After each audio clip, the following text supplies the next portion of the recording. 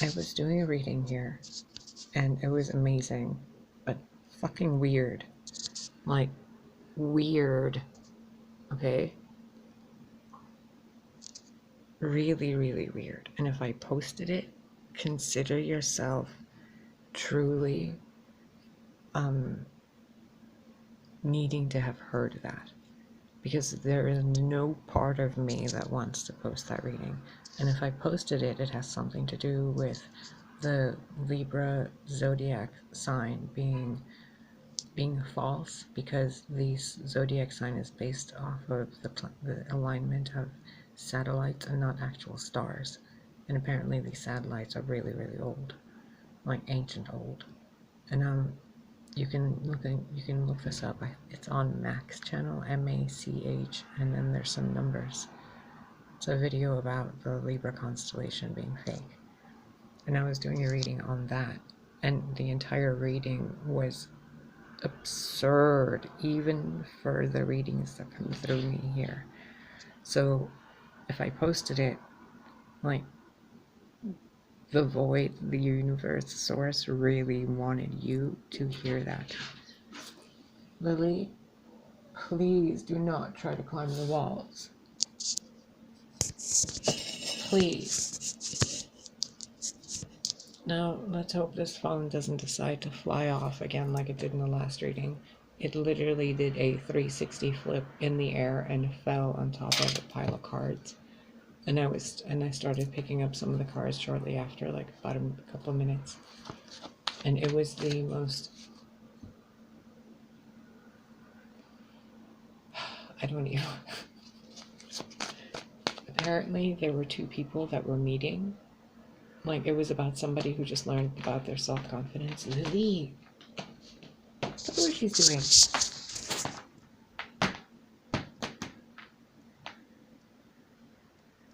Covered in holy sunlight. Tearing up my furniture. Look at that. Bitch ass cat.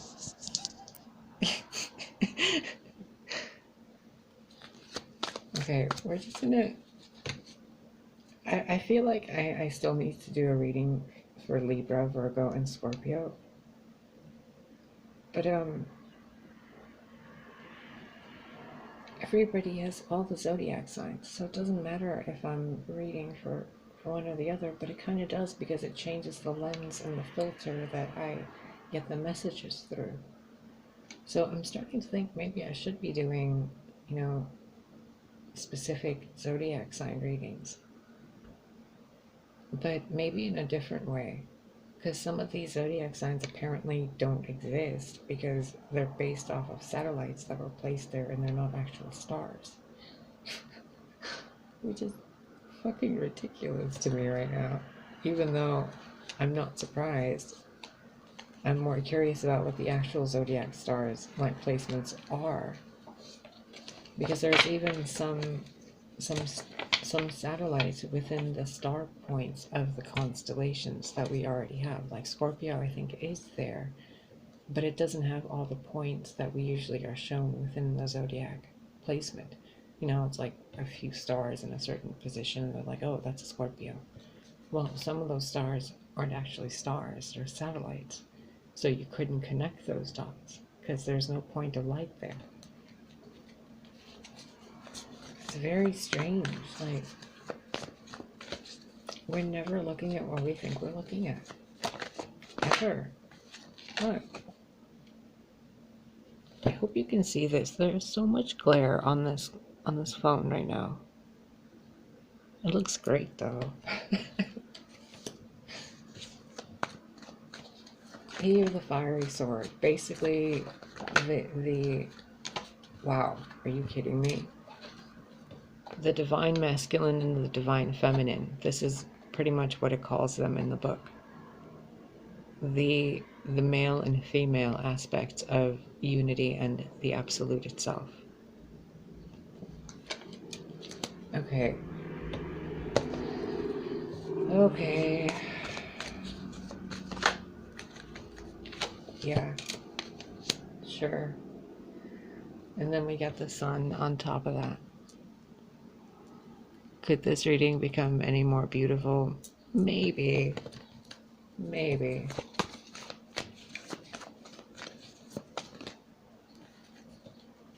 And the dark lady.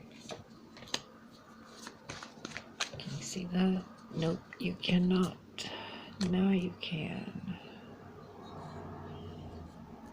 Please don't fall. And there we go.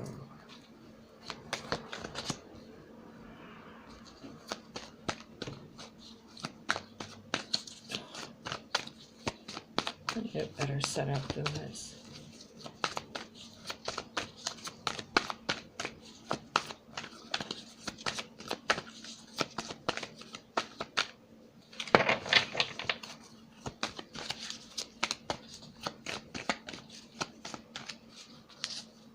Okay, there's a reason why these cards aren't coming out. We got the male and the female of God, of everything. And then the son, mother, father, son. But then we also have the moon, the dark daughter, the dark lady. Mother, father, son, daughter. Husband, wife, brother, sister. Do you see that? It's a little weird. And I know I'm in between channeling, like pulling in all this energy and translating it to you and all that, but I'm still like sensing the same feeling of a dad joke kind of feeling. Like, yeah, it's weird, isn't it? Like, it's so obvious that it's weird that you think it's weird and that you don't think it's so obvious. Like a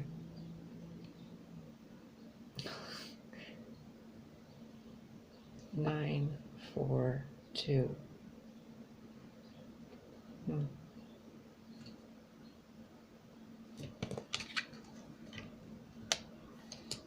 Lady of the Harvest.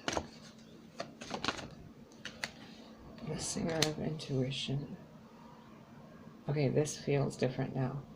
The top row feels different than the second row. The top row feels very cosmic and divine and ethereal and like your guides and ancestors. And the dream world and the underworld, life and death and male and female, you know, the light coming out of the void. If you can hear that weird choking sound in the background, it's some jack pump thing at a mechanic that is that way. Right there with the red fence. They make the most beautiful noises every day. So this feels like your soul, your consciousness. This feels like your physical reality and expression. Letting something go, knowing because you have to do it, but also realizing that there's something that you need to hold on to. You see that? Letting something go, but realizing there's something you want to hold on to. And the thing you want to hold on to is so blatantly obvious, like I was saying earlier. It's so obvious. He with the fiery sword is about facts, truth, the imminent first light of the universe. Like male and female, there's no difference between these two other than this receives and this gives. This gives the truth, it reveals the truth. This creates the entire foundations of the truth to grow and create even more. It's like a unity between the two. Now you know through loss and through gain what it is that brings you joy to keep and to let go.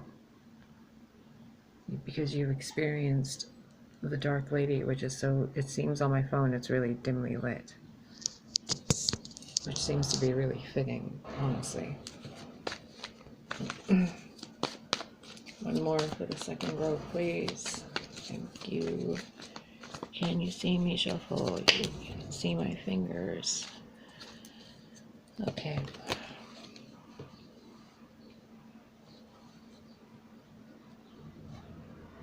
You know what this looks like? a kid picking up their feet while their mom's about to vacuum the floor. And they're picking up their feet and the light from the vacuum is shining on the carpet and they're looking at it like, that's the vacuum, the light bulb, and it's so bright and it's shining on the carpet, and this little kid is like lifting their feet while their mom vacuums.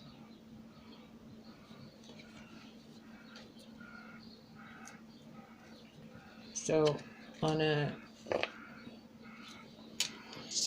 okay, I know you don't need this lesson because I know you know, but some don't know.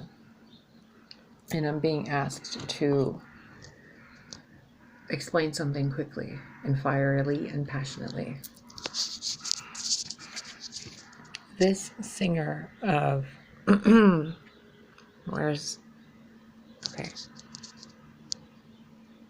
singer of the chalice.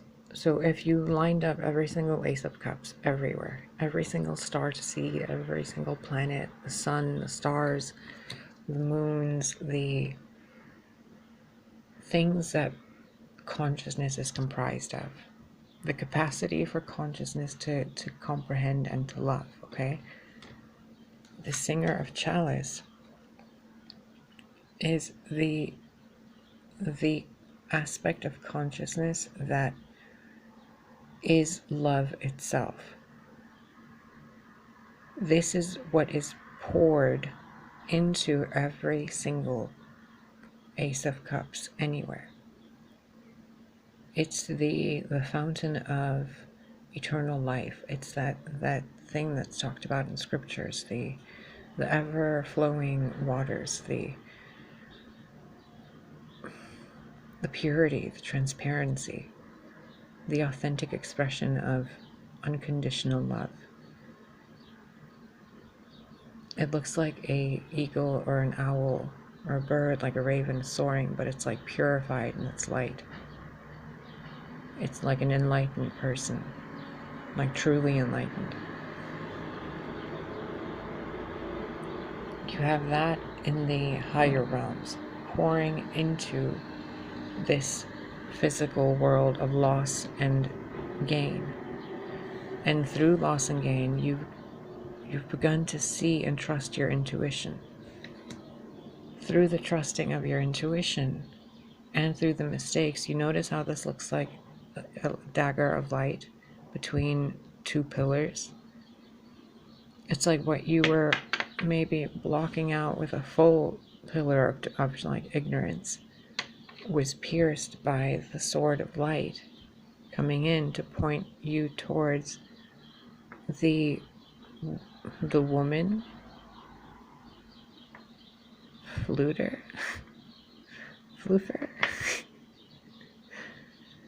It's like you see the inner child in you.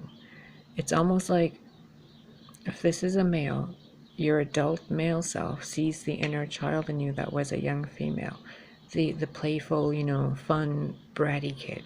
If you're an adult female, you see that little boy inside you that you weren't in this lifetime. And it's like you've somehow made peace with all of these aspects of yourself and really loved yourself through all the loss. And now you trust your intuition and are able to discern more clearly, because it's not about how to avoid pain. Like, you're not discarding things that you're not tossing everything under the toxic category, basically, is what I'm hearing. You're more discerning. And the reason you're discerning is because you're utilizing unconditional love. Like, because looking at someone with unconditional love and looking at their mistakes or your own mistakes, truth, letting something go with love. Maybe it's something within you because the intuition card is right next to it. There's no other person. This is all about you. Something within you, when you look at yourself with unconditional love, like how much more could you, this is what I'm hearing, this is not what I'm telling you. How much more could you fuck yourself over before you, thanks for the beep coffee machine. How much more could you fuck yourself over before you forgave yourself and said, okay, I'm going to be nice to myself from now on? How can I transmute this behavior into a more beneficial behavior? you know? You're doing something with love. You're not doing it with spite. You've let something go and matured. The harvest, the grains, the crops within you aren't bitter to taste anymore. I feel like that helped you comprehend it a lot better. I don't know, I just felt like a light bulb go off. There's someone that you thought you didn't want, but now you realize you do want. The light being shined above the head like a light bulb next to the realization of wanting to keep something because it is a natural, integral part to who you are. Could be another person because this is another individual here.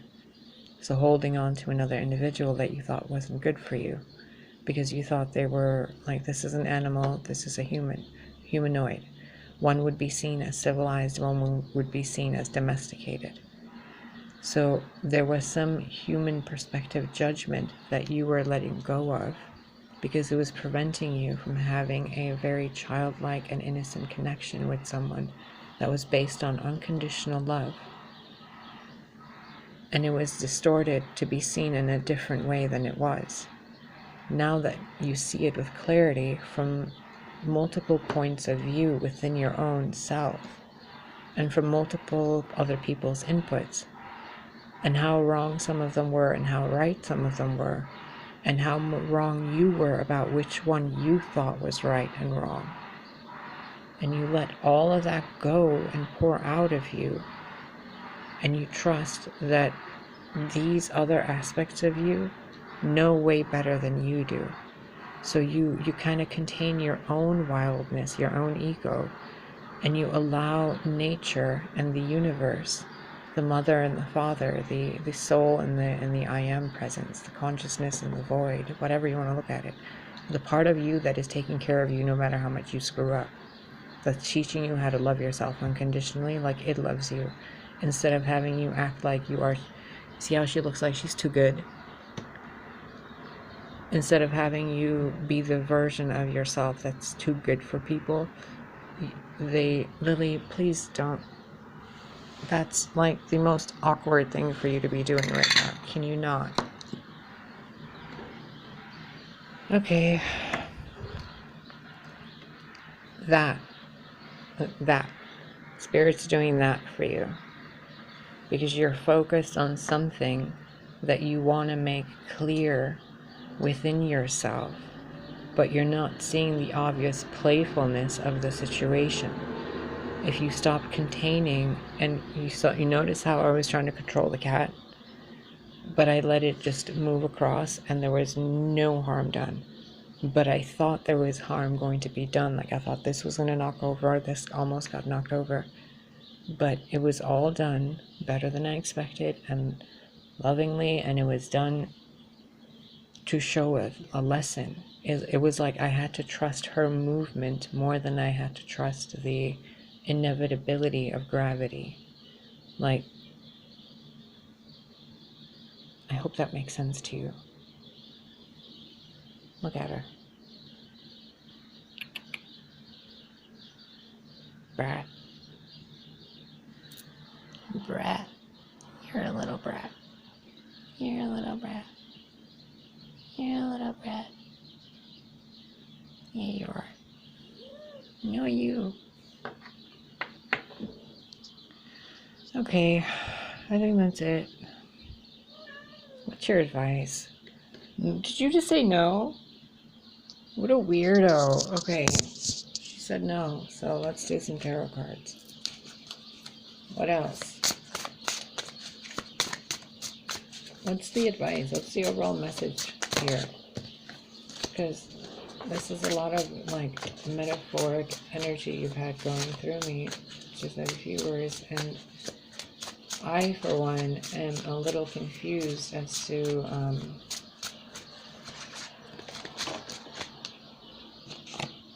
oh, well then. Before I even speak about the Emperor and the Two of Cups, do you want to clarify it for me so I don't go into a love rabbit hole or a masculine self role? Thank you. Okay. Look it. We got Mr. Emperor riding in on horses to share a cup with the Queen of Discs because they are both ready for a new chapter in their life, a new lesson. The world, something's been completed, and now the distance has been closed. Look at how she looks like she's closing that veil.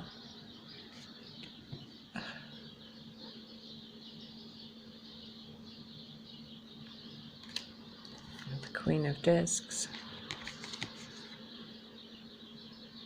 seems absurdly happy that this person's coming, to the point where she's crying crystals, not tears. Like the tears have a structure. There's a reason for them. It's not just grief and sadness. It's like happy tears, because these beings, these two horses, rejoined. And it's obviously about someone else in your life with you. Because I thought it was like this part of it was just going to be for you and someone, but no, there's one person with the Emperor, another person with the Queen of Discs, and then the world connecting the two through the Two of Cups. This is a literal, physical, tangible, look, Ace of Discs. A literal, physical, tangible manifestation. Like, look, there's a road right here. A pathway. Material, like encounter.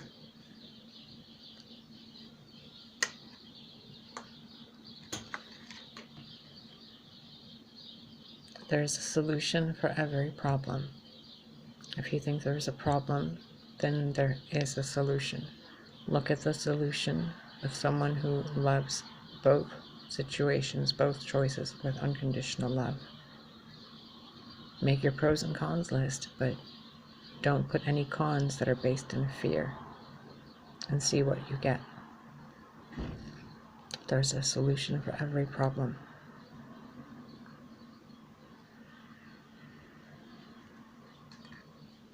Do you really want the solution, though?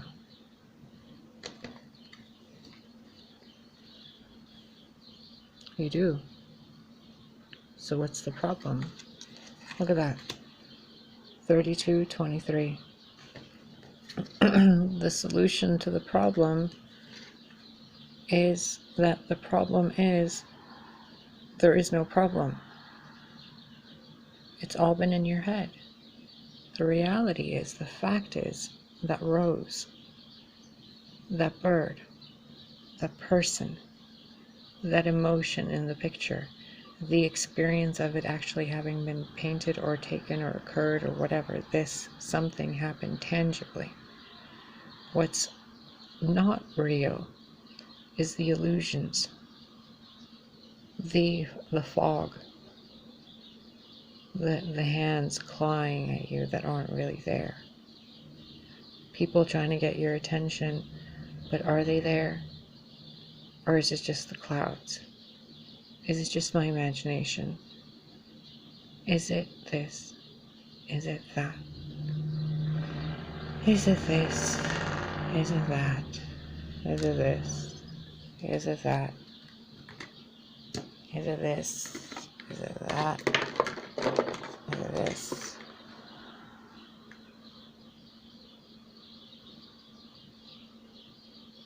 You see what I just did there?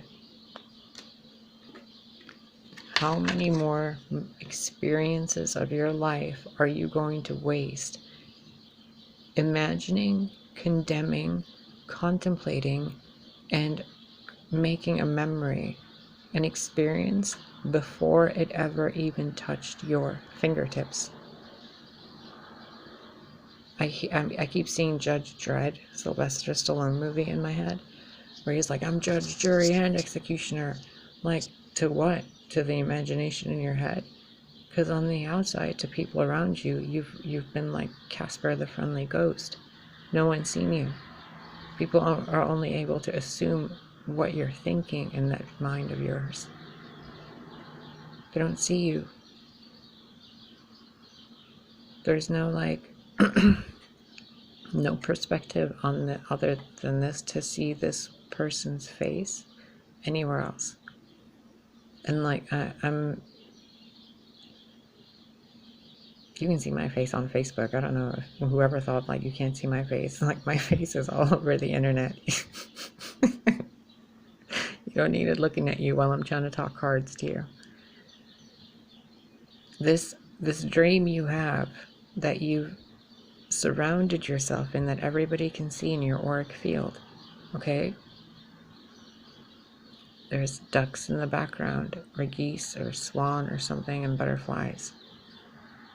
This person that's been reaching out to you that you've been ignoring, that spirit has been sending you messages, so much so that they're sitting almost on your head, tapping you on your forehead, and you're like, I don't see nothing. I don't know what's happening. Everything's fine. Everything's fine. Someone could be overindulging in like marijuana or like liquor of some kind, like an escapist, a Pisces kind of behavior. And if a Pisces isn't aware of that kind of aware of how sneaky that addictive behavior is, a Pisces can get lost in it, like a koi fish in a pond that just twirls and twirls and twirls, like that gif I posted on the Raven's Nest a few days ago. It's just two fish spinning in a circle. One minute one's good, 1 minute one's bad. Then they take turns. It's like you're dreaming about something, but in your tangible reality, you've tied yourself to a problem that doesn't exist. There's nothing holding that rock down.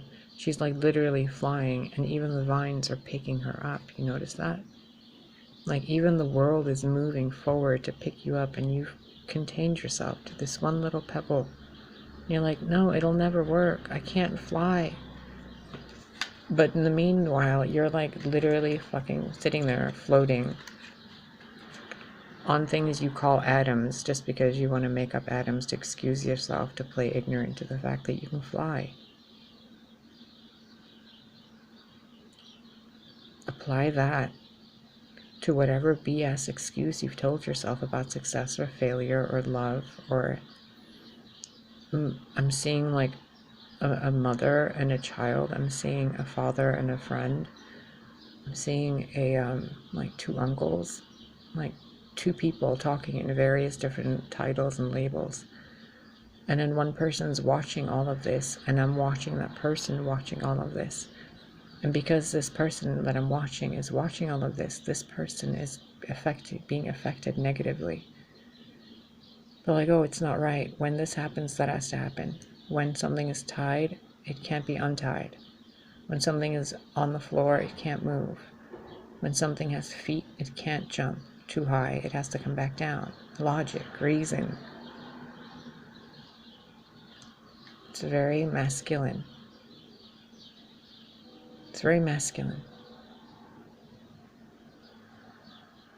Like, I've been male and female in this lifetime, and I've had to make up and pretend to have so much masculine energy for so much of my life. And now for the past few years, I've been like just being by myself and as myself, to myself in this apartment. And I'm really aware of the difference between authentic expression of who you are and who you pretend to be, based on what you think you are feeling when you are feeling an emotion. So let's say you think you're feeling gratitude, but it's not really gratitude, it's appreciation. But no one ever explained to you the difference. So there's a problem, someone did something, caused a problem. And instead of looking at it like the snake lifting you up, or the branch lifting you up, or a vine lifting you up. Before I thought it was a branch, now it's a snake. A stick has been turned to a snake. There was a problem, and it isn't a problem, it's actually wisdom. Holy shit, you see that? I thought that was a stick, but it's a snake. Look at that. It's a snake, yo.